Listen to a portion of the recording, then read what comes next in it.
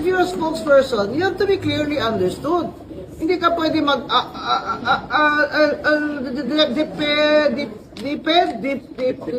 alamano, ganyan. Hindi pwede yun. Kailangan klaro. Yun ang advice ko sa mga gusto mag-spokesperson. You have to communicate your message clearly, and you can only speak for your principal because you're an agent. Kasi Atty. Amante, hindi ko nga alam kung sino principal niya eh.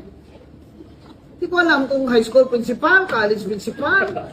Kasi may secretary general, may deputy speaker, sila nga speak po. Lahat gusto mapasikat ba? Awa ako dyan sa spokesperson nila. Si ano na lang yung spokesperson mo tungkol sa building ng house. Gusto lahat ng congressman nga ilaha magpasikat man. So sila po mo papel-papel ana. Kung sila may trabaho ng House of Reps spokeswoman, sweldo lang na pero adyo kayo substantive ba.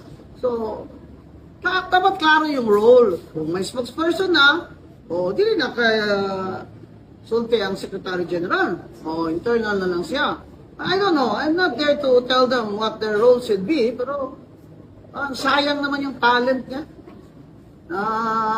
Sasalita siya ng ganito, doon, nagpipress con din yung isang congressman.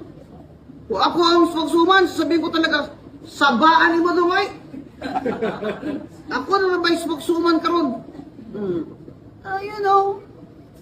You know how it is ba? The politicians, they always want the credit. Ngayon ng iba dyan,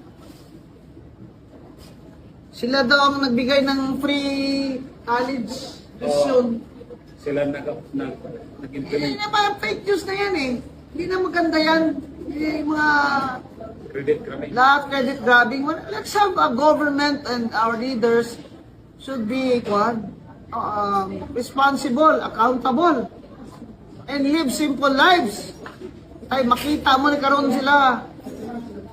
Ang mga bag, kung relo, milyon-milyon.